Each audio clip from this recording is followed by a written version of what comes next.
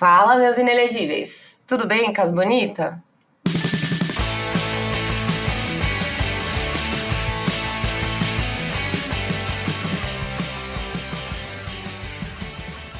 Bom, primeiro de tudo, hoje é o mini, não tem muito recado, mas tem um. Só ia falar que várias pessoas vieram me pedir o contato do tarô e eu queria dizer pra vocês que eu estou curiosa pra saber como foi, pra quem foi lá tirar tarô com a pessoa. Algumas outras pessoas vieram me contar e tiveram a mesma impressão que eu, mas também, infelizmente, a pessoa que tira o tarô pra mim disse pra eu parar de passar o contato e, pelo menos agora, nesse momento, e depois, mais pra frente, talvez essa pessoa reabra o atendimento. Então é isso, gente. Enfim, o que é bom dura pouco, não é mesmo? Bom, agora, no episódio de hoje, eu não sabia bem sobre o que eu ia falar, eu fiquei lendo umas histórias de vocês, que vocês me mandaram. Aliás, se você tiver história de medinho pra me mandar, 1001medinhos@gmail.com, que pode ser que eu conte ela aqui. E, enfim, fiquei pesquisando uns crimes, mas aí eu lembrei que a dona Jéssica, ela não vai conseguir gravar os próximos 2 episódios. E já que eu vou gravar com a Bruna, tem bastante crime pra gente falar a respeito. Então eu pensei, minha vida anda tranquila demais, né? Por que eu não falo sobre religião pra vir logo um monte de crente pentelho pegar no meu pé, não é mesmo? Pois bem, eu descobri uma coisa muito doida, completamente chablauzinha das ideias, que se chama ciência cristã. E você deve estar se perguntando aí, né? Que diabo é isso? Pois hoje eu vou contar pra vocês, mas se preparem porque é pior do que vocês imaginam. E agora um disclaimer. Aqui no 1001 Crimes a gente já falou 1001 vezes que nós somos da escola Paulo Freire. E a gente sabe que não existe neutralidade política. Só por esse nome ciência cristã, vocês já devem imaginar o que eu penso, mas para os desavisados e pessoas que chegaram agora, saibam que aqui a minha intenção não é ser imparcial e sim expor as falácias e perigos por trás dessas alegações de cura espiritual através da ciência cristã. E eu também vou contar para vocês a verdade por trás desse movimento, que é no mínimo controverso, e a gente vai explorar juntos por que ele merece nada mais do que o nosso ceticismo. E mais uma última coisa, eu, a Fabi, não tenho problema nenhum com a fé de ninguém. Todo mundo tem direito a ter a sua fé e até não ter nenhuma. Só que vocês já ouviram aquele ditado, fez a cama, agora deita nela? Pois é, eu como pessoa que já não tenho muito apreço pelo fã-clube maluco de Jesus Cristo e pelas pessoas de bem, não tenho qualquer obrigação de passar pano pra igreja. A gente sabe que não são todos os cristãos que são escroto, mas a obrigação de mudar essa imagem é dos cristãos, não minha, certo? Enquanto a gente tiver uma bancada da Bíblia no Congresso tentando dizer o que eu posso ou não fazer com o meu corpo, ou com quem eu posso me relacionar, eu vou fazer o máximo que eu puder para defender os meus e também aquilo que eu acredito. E depois desse disclaimer, podemos finalmente começar, certo? Certo? Então, bora!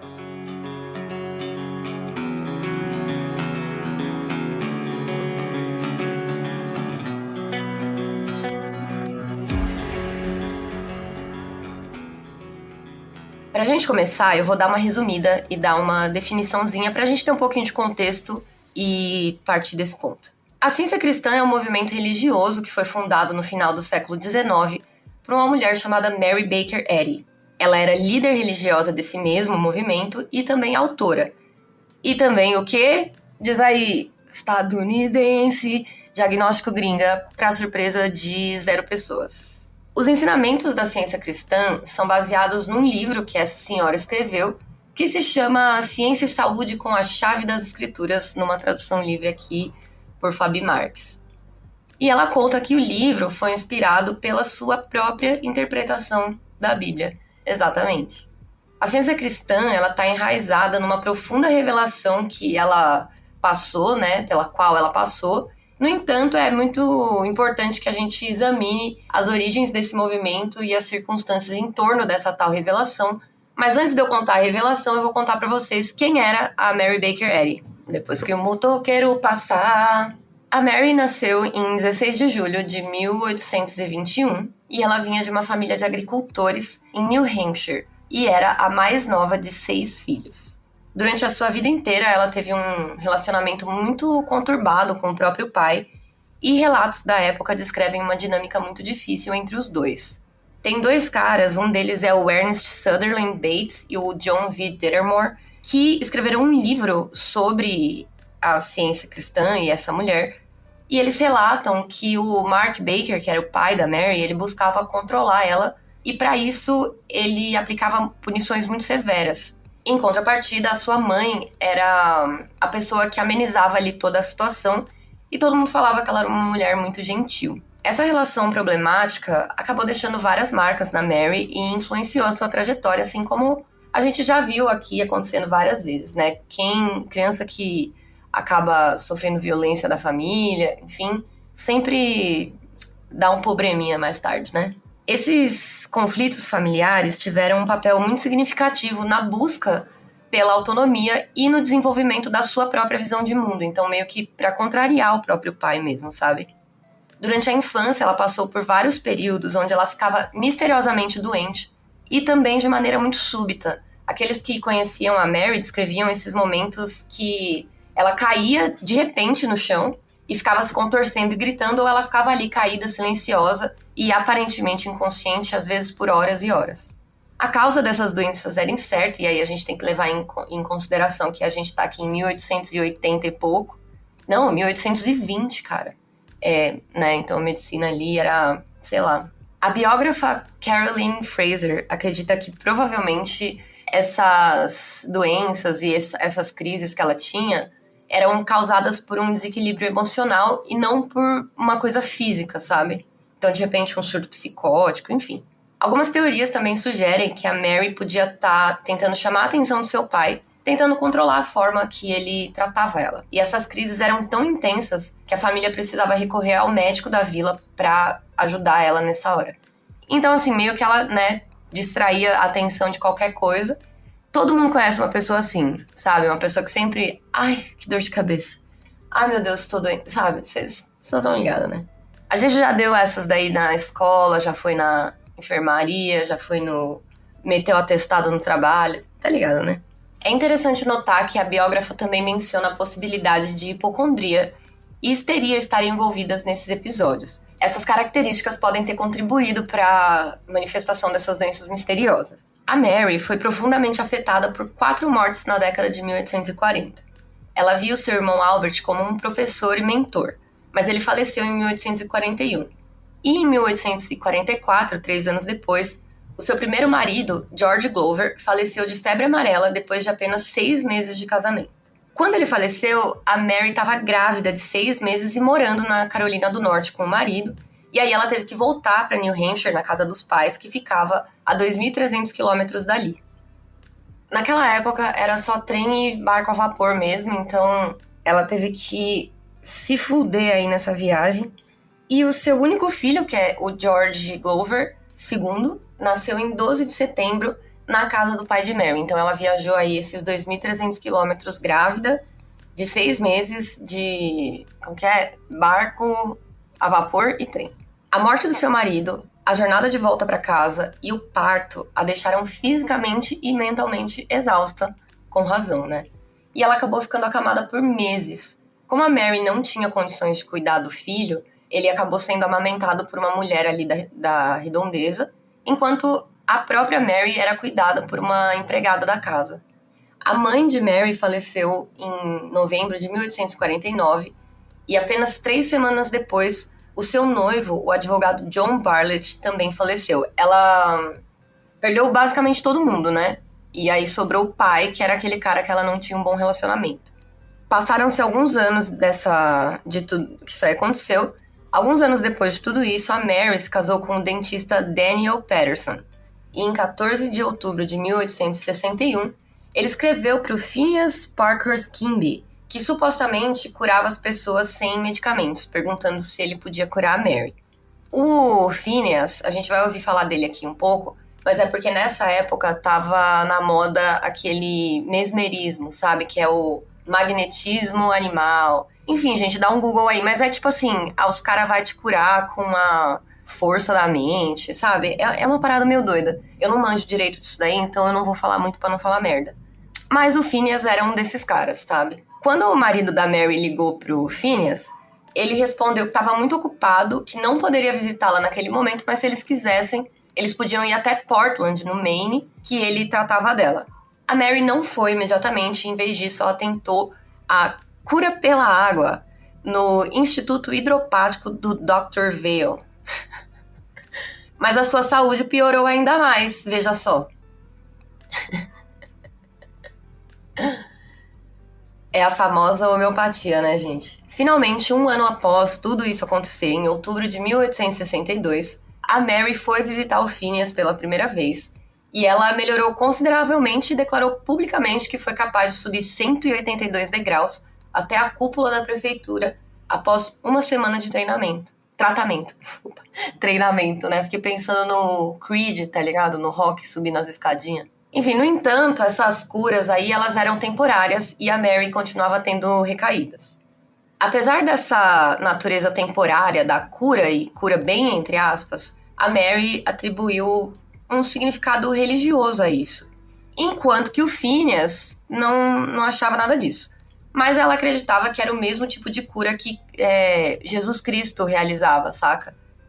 E em 1866, ela se separou do marido e passou um período de 4 anos vivendo com várias famílias em cidades como Lynn, Amesbury e em vários outros lugares. Ela também, aqui eu nem coloquei no roteiro, mas que eu sei de cabeça, ela ficava anotando essas teorias dela, sabe? Essas próprias interpretações da Bíblia dela, e a gente vai saber no que deu, né? Enfim, durante esse período que ela ficou mudando de casa, ela tinha muita dificuldade em se estabelecer em uma única família. Ela constantemente se envolvia em discussões com as anfitriãs, o que muitas vezes acabava dando treta mesmo, assim, porrada, sacou? Curiosamente, os amigos da Mary nessa época eram todos adeptos do espiritualismo. Na época não tinha esse conceito de espiritismo, né, moderno que a gente tem hoje, enfim. E ela própria se declarava uma espiritualista e participava de várias sessões espíritas. Em algumas ocasiões, ela entrava em transe e afirmava receber comunicações espirituais do seu falecido irmão Albert. E nesse mesmo ano de 1866, ela surgiu com a tal revelação após um acidente. Ela caiu, mais uma dessas quedas, né, que ela tinha, estava caminhando pela cidade de Lynn, em Massachusetts, e ela alegou que, após o acidente, ela ficou zoada, assim, tipo, não conseguia andar por um tempão, nananã, e ela leu uma passagem do Novo Testamento da Bíblia e passou por uma cura instantânea, cara, tipo assim, ó, sai, levanta-te e anda. Especificamente, a parte da Bíblia que ela leu foi aquela que Jesus Cristo cura um cego, saca? Essa experiência, de acordo com a Mary, levou a compreender uma nova interpretação da natureza divina e descobrir as bases da ciência cristã. Que coisa, né, gente? Ah, é o Historinhas da Fabi, mas é muito curto, nem precisa colocar Historinhas da Fabi. Então, só vou falar. Gente, meu pai, ele conta uma história igualzinha. Ele fala que ele era paraplégico e que ele leu a Bíblia inteira e voltou a andar. Pode ser só a cachaça também, né, queridas?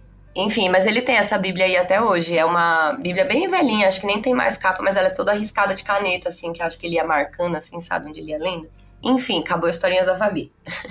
Voltando aqui pra história, a Mary afirmou que a queda levou ela a entender que a doença e o mal são ilusórios e que a verdadeira cura ocorre por meio de uma compreensão espiritual correta da realidade. Ela achava que ninguém era de verdade, sacou? E essa narrativa e a subsequente revelação espiritual se tornou a parte central da história pessoal da Mary e da fundação da ciência cristã. Ela escreveu extensivamente sobre a sua experiência e suas descobertas nesse livro aí que eu falei mais cedo, Ciência e Saúde com a Chave das Escrituras. Livro esse que se tornou um texto fundamental da ciência cristã. No entanto, é importante observar que, como qualquer evento histórico, a queda e a sua interpretação pela Mary Baker Eddy são controversas e também são objetos de debate. Mas vamos fazer uma pausa aqui e considerar o contexto, tá? O relato da Mary sobre uma cura miraculosa levanta várias questões sobre a natureza subjetiva das experiências pessoais, né? Então, tipo, aquele papo, né? Como você sabe que a Terra é redonda, você já viu? Não. Então, de acordo com as nossas experiências pessoais, a Terra não é redonda, sacou? Fez sentido? Fez sentido, né, gente? Não é incomum que indivíduos acreditem que a recuperação deles tenha vindo das forças sobrenaturais ou alguma intervenção divina, que frequentemente são influenciados por crenças ou desejos pessoais. Só que sem qualquer evidência substancial, fica muito difícil distinguir entre milagre genuíno ou uma ocorrência natural. Por isso mesmo, até hoje, não se foi provado nenhum milagre, né? A ciência cristã, ela se baseia na revelação pessoal da Mary, mas a gente deve aceitar isso sem nenhum questionamento? Quando a ciência cristã rejeita a intervenção médica, ela acaba deixando seus seguidores vulneráveis e potencialmente ali vítimas de consequências muito prejudiciais. Embora a oração e a espiritualidade possam fornecer conforto e apoio, elas não devem ser vistas como substitutas do cuidado médico com base em evidências. A negação de tratamento médico em casos graves pode ter ramificações muito sérias, tanto para os indivíduos quanto para a sociedade como um todo. A gente viu muito isso daí no caso das vacinas, doença aí que não tinha mais, que está voltando, a própria pandemia e o negacionismo, né? Enfim. A abordagem da ciência cristã em relação à cura também levanta preocupações sobre a compreensão e interpretação do sofrimento humano. Então, quando você descarta a doença como uma ilusão, esse sistema de crenças ele desconsidera os complexos fatores biológicos, psicológicos e ambientais que contribuem para as pessoas terem qualquer problema de saúde, sacou? Acaba simplificando a natureza de uma doença e mina a importância de uma assistência médica, e, enfim. Além disso, essa insistência na irrealidade do mal, que é tipo, na verdade, mesmo que você esteja doente, é porque tem um motivo, sabe? É como se, tipo, não, é o plano de Deus, sabe? E aí, o que acontece? Tem um monte de efeito prejudicial na responsabilidade pessoal da pessoa, né? Tipo, pessoal da pessoa. Enfim, quando você atribui todas as experiências negativas a uma percepção distorcida da realidade, por exemplo, foi o capeta, a ciência cristã ela acaba absolvendo os indivíduos das suas próprias ações e escolhas. E diante dessas falhas, é crucial abordar os ensinamentos da ciência cristã com cautela, e eu digo mais, com deboche. Essa rejeição toda da intervenção médica em favor apenas da oração e fé coloca os indivíduos em risco e prejudica o progresso no campo da saúde no geral mesmo, né? Os defensores da ciência cristã frequentemente compartilham histórias de cura por meio da oração, enfatizando o poder da intervenção espiritual. Só que é importante a gente abordar essas alegações com uma mentalidade crítica e considerar explicações alternativas para essas aparentes recuperações, porque a gente nem sabe, de fato, se a pessoa se recuperou, né? E também é crucial reconhecer as habilidades naturais de cura do próprio corpo. Os nossos sistemas imunológicos, independentemente das intervenções médicas, possuem capacidades notáveis para combater infecções, curar ferimento, enfim, restaurar o nosso equilíbrio.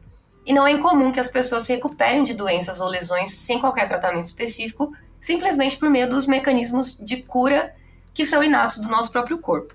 Óbvio que não é sempre, né? Por isso que a gente tem aí a famosa era da penicilina, né? Que a humanidade basicamente se divide antes e depois disso.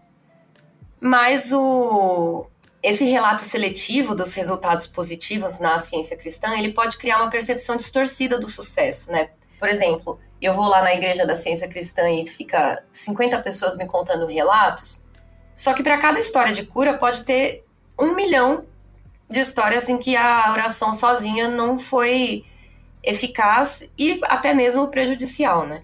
Quando a gente enfrenta doenças graves e emergências médicas, confiar exclusivamente na oração pode ter consequências graves.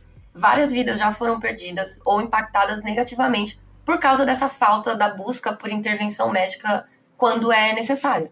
É essencial reconhecer as limitações da cura baseada na oração e priorizar a medicina baseada em evidência ao enfrentar esses desafios significativos na nossa saúde. Bom, aqui a gente falou sobre os fundamentos da ciência cristã, a natureza subjetiva das experiências pessoais e a necessidade de avaliação baseada em evidências. A gente também falou dos perigos de negar a realidade da doença e os riscos potenciais associados à dependência exclusiva da oração para a cura, mas também tem questões legais e éticas que aparecem quando essas crenças religiosas entram em conflito com o bem-estar das pessoas e especificamente das crianças. Aquele papo de novo de vacina, né, gente? Ou então, tipo, não vou levar meu filho no médico nunca. Como assim, querido? Né? Alô, Luísa Mel. Não, Luísa Mel não. Luísa Mel não, Alô, Conselho Tutelar, não é mesmo? O equilíbrio entre as liberdades religiosas e os direitos individuais, especialmente quando se trata de cuidados médicos essenciais, continua sendo uma questão complexa e desafiadora. Além disso, a gente tem que lembrar dos interesses financeiros e a potencial comercialização que estão entrelaçadas com todos, basicamente, todos os movimentos religiosos.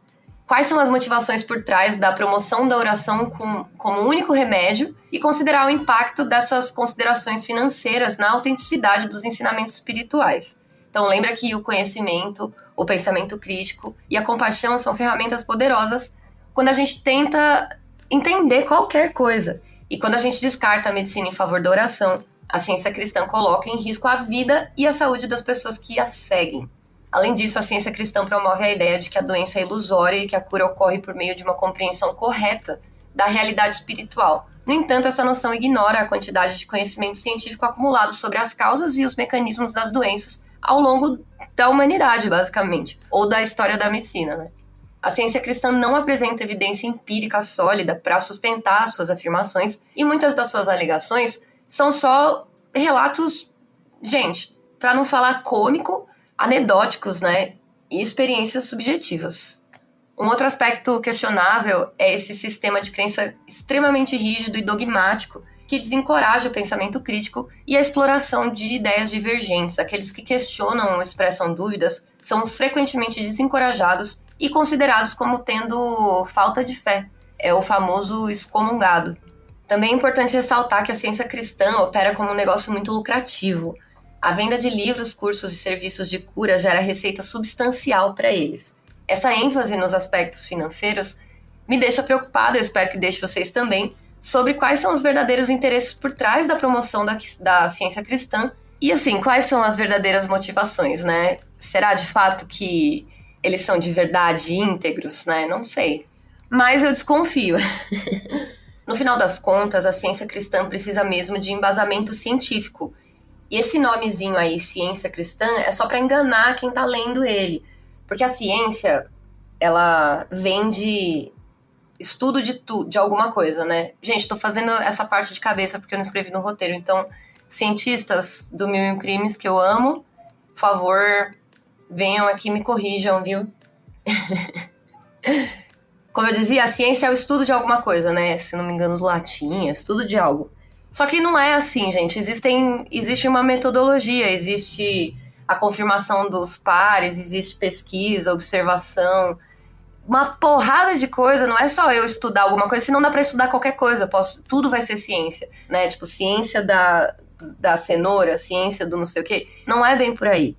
Não é a ciência do Bolsonaro, tá? Falei mesmo, falei mesmo, não gostou, fica à vontade, aqui é todo mundo comunista, menos a Jéssica porque ela é anarquista. Mentira, eu não sei se ela é anarquista, mas ela está mais alinhada com a anarquia do que com o comunismo. Ao adotar uma abordagem dogmática e rejeitar o método científico, a ciência cristã se posiciona fora dos princípios fundamentais da ciência e se enquadra na categoria de pseudociência e charlatanismo. É importante que as pessoas sejam críticas e céticas em relação a sistemas de crenças que promovem curas milagrosas sem qualquer evidência substancial para apoiar. A ciência, com o seu rigoroso método de investigação e busca pela verdade, é uma ferramenta essencial para avaliar e compreender o mundo ao nosso redor. Enquanto isso, as pseudociências como essa daqui, ou constelação familiar, o diabo que for, podem levar a decisões e práticas prejudiciais à saúde e ao bem-estar das pessoas, não só individualmente, como sociedade também. Desculpa a pausa dramática, gente. É isso. Turma, quase que não sai o episódio hoje. Puta que pariu. Não, o pau comeu, assim, gente. O barato está louco. É muito barulho, é muito carro. Eu não consegui gravar de madrugada porque Por que eu não consegui? Porque Dona Márcia passou a noite inteira tossindo, parecendo um cachorro. Eu fui lá, dei um cigarro pra ela. Mas, nossa, péssimo. Mas, gente, dia 4 eu me mudo, então vou pra um lugar mais silencioso, porque aqui não está rolando. Vou ler aqui os comentários. Sessão de comentários. Do Jeff the Killer, que eu não tinha lido. Vamos lá. Eu escutando o EP sozinha em casa do lado da cortina. Nick Cherry 23. Foi bem feito pra senhora. Fabi fazendo longa pausa, kkk. Muito bom esse episódio, cheio de arte. Valeu, Fabi. A Dani Canticas. Eu que agradeço, Dani. Bonnie_E disse: amei ouvir esse episódio enquanto escrevia minha apresentação de seminário para o meu IC. Jedi Like My Mother Before Me. Amei esse nome. Tô atrasada nos episódios, mas sou obrigada a pular os outros pra ouvir a Fabi. Nossa, gente, hoje eu também tô aqui chablauzinha, viu? Sou obrigada a pular os outros pra ouvir a Fabi falando de uma das creepypastas mais famosas da web. Gente, várias coisas, né? As gatas e sua Amanda. Eu fazendo meu supino aqui na academia, quase perco tudo só na abertura com o Submarino pro Inferno. Gente, eu preciso fazer mais episódios assim, eles são muito engraçados, né? A Dani São Lobato disse: estou viciada no podcast, mas não consigo pular episódio.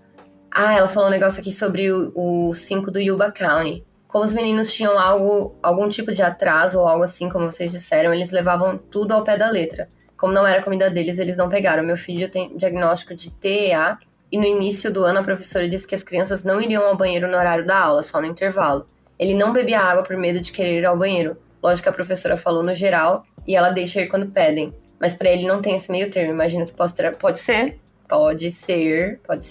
Um beijinho pra você e para o seu filho. ZR_031. Já escutei literalmente todos os episódios de Mil e Um Crimes, mas esse eu fiquei com um pouco de medo. KKK, foi só eu? Não, fui eu também. Destino em Mãos disse: mais um demônio pra gente ter paralisia do sono. Pois é, eu aqui sempre trazendo, assim, essas felicidades pra vocês. Então é isso, gente. Eu volto na semana que vem com a Bruna. A gente vai ter só um episódio por semana, tá? Agora, até o final de agosto. E depois vem uma surpresa aí pra todo mundo. Então depois eu conto pra vocês. Turma, muito obrigada aí, viu, gente, pelas mensagens, pelas melhoras pra Bruninha. Vocês estão ouvindo barulho? Não é possível. Gente, pelo amor de Deus. Enfim, eu volto semana que vem. Um beijo e até lá.